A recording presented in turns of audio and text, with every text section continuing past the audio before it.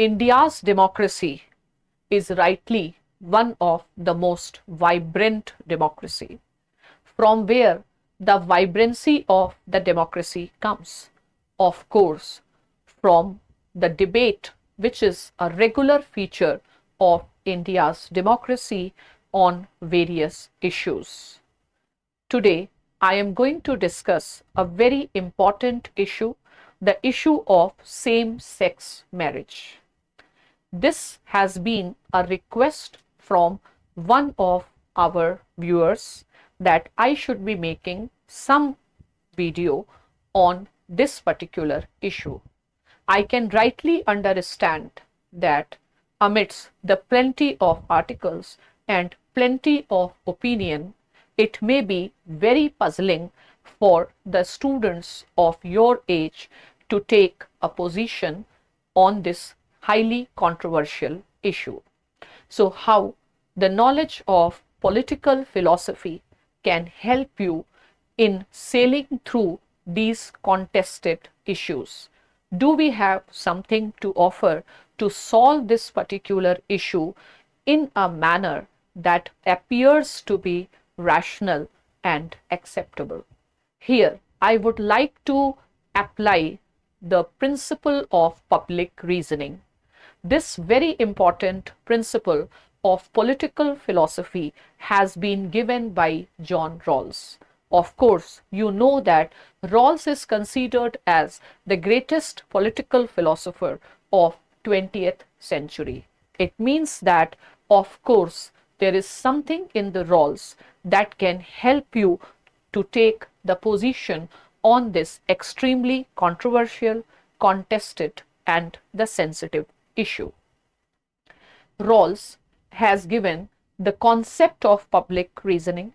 The concept of public reasoning led to the development of the concept of deliberative democracy.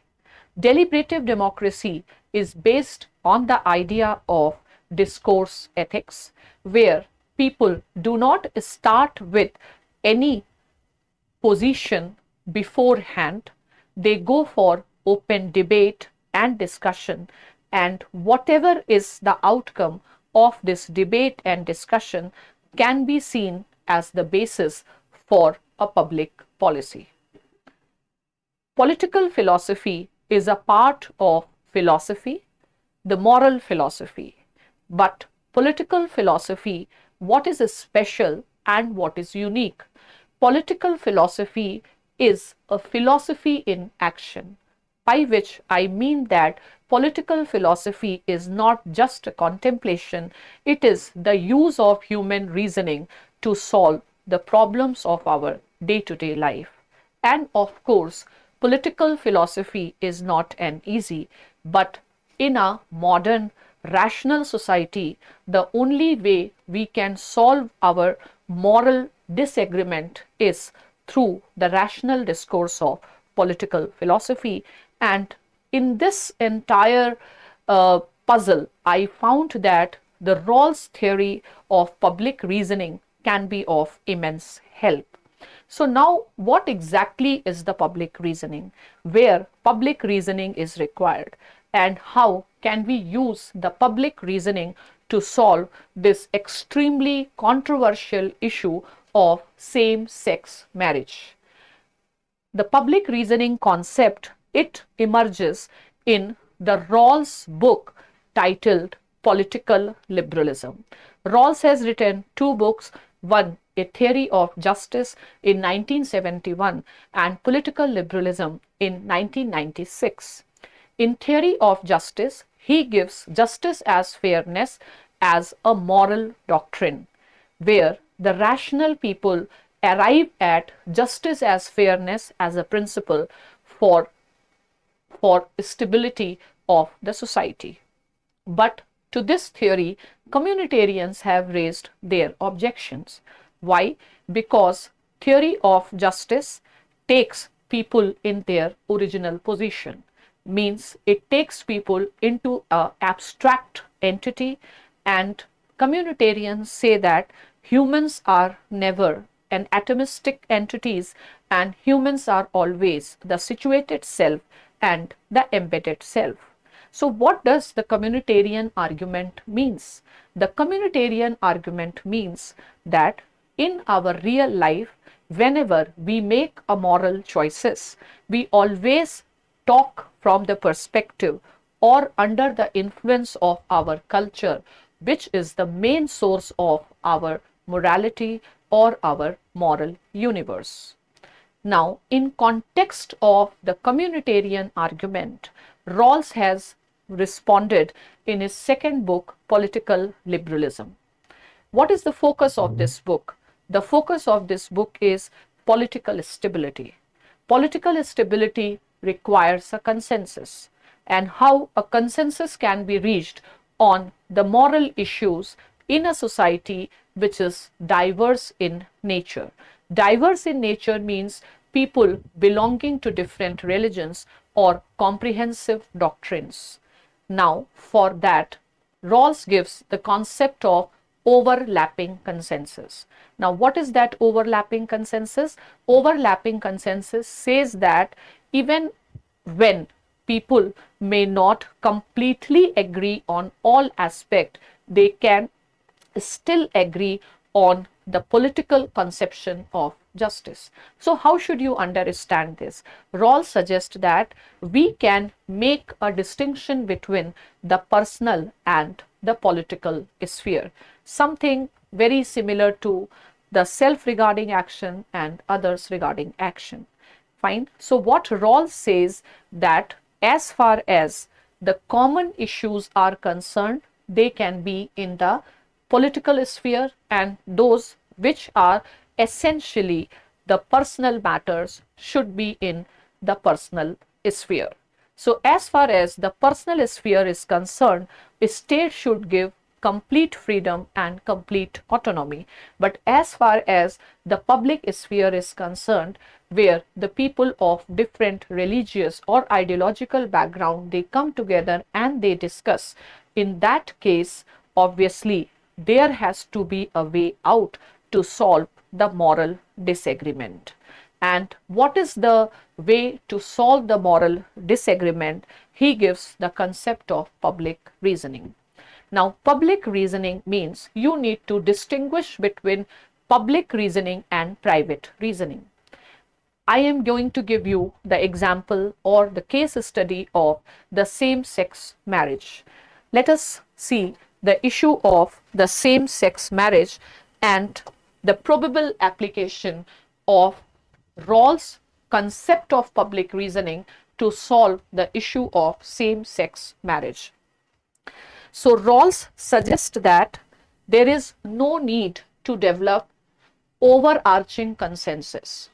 Fine. So we need to imagine a society like Indian society, where people coming from the diverse background, diverse religious background exist. This is called as the state of pluralism. For example, people adhering to Hinduism, people adhering to Islam, people adhering to Sikhism and various other religions exist. Fine. And suppose it is a matter of a public debate. Fine. So what Rawls says, suppose it is a issue of personal law entirely concerned with this community, then Rawls says give complete freedom. But as far as those issues are concerned where there has to be a collective decision how to solve this contested issue. So now let us talk about the same-sex marriage issue.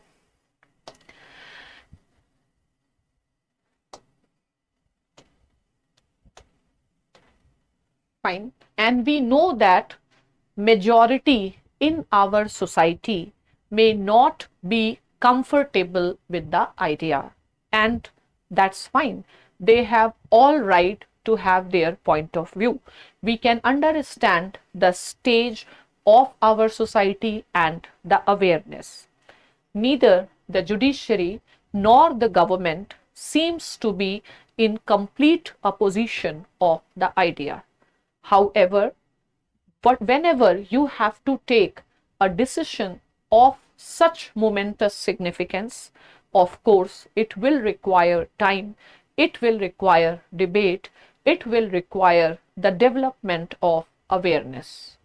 Now, as of now, if I think that government seems to be reluctant on this particular issue, and judiciary also avoid taking excessive activism in this field, and judiciary tried to have a sympathetic view towards the issue to the extent possible, and even government is not completely against, but still same sex marriage is not being legalized.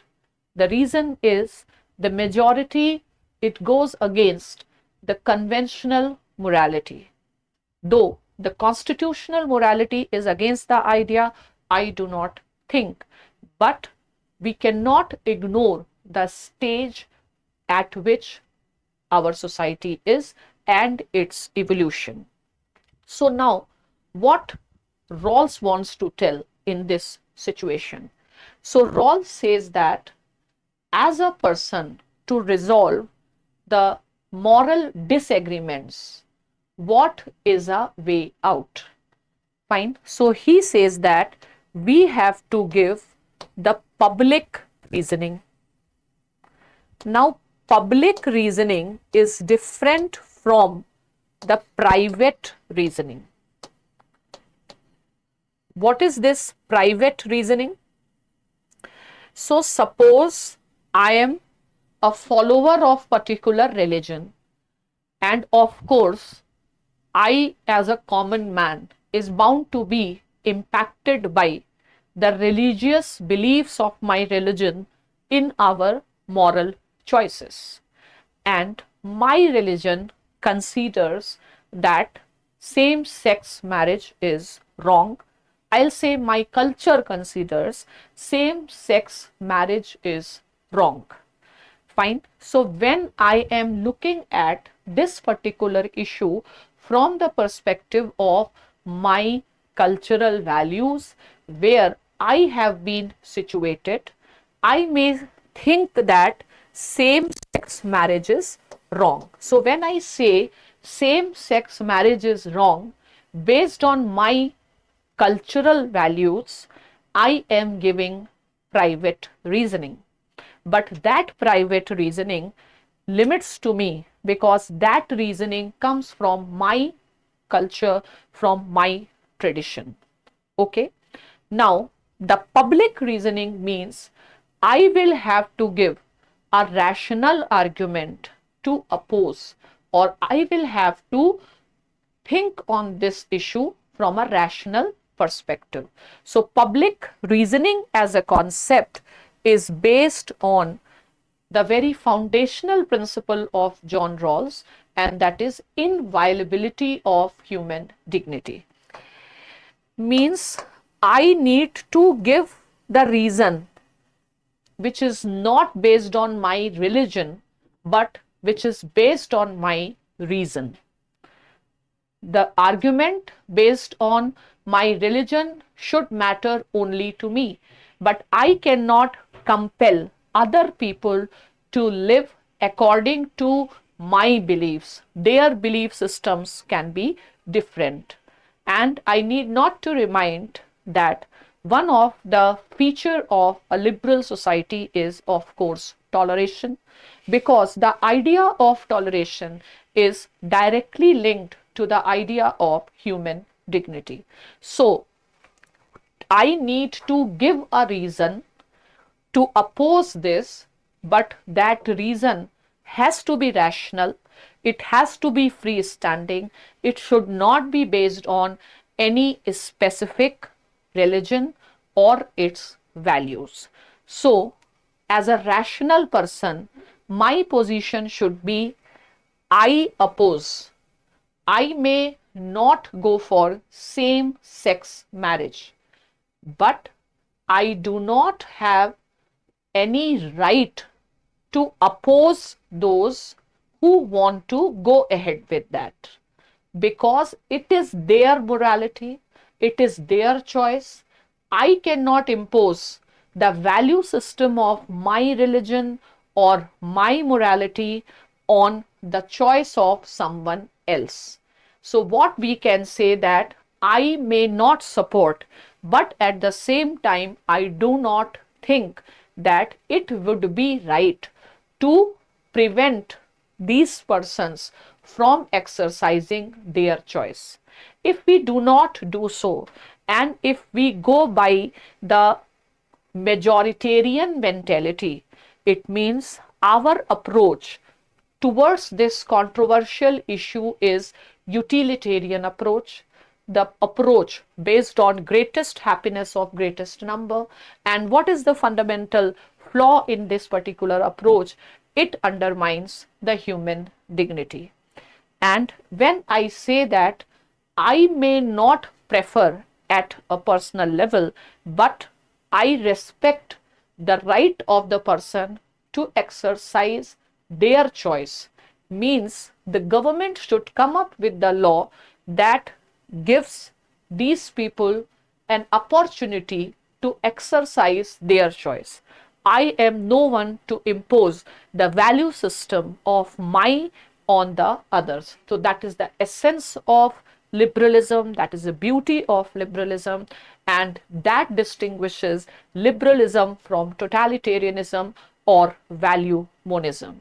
I believe that you have understood the concept of the public reasoning, and you can apply the concept of public reasoning to take the position on this issue which is right and which is just. For those who are finding the issue slightly complicated, I can explain with another example. The another example is with respect to euthanasia. Euthanasia means where you believe that you have a right to end your life, and most of the religions do not approve this.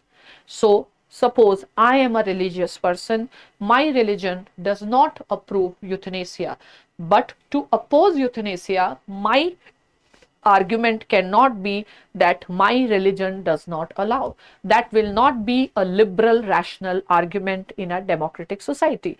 I need to give an argument which is rational and publicly accepted. So, the publicly accepted rational argument to oppose euthanasia can be that if introduced in a society like India, where we often see the problems like people abandon their old parents, there is a possibility of the misuse of euthanasia.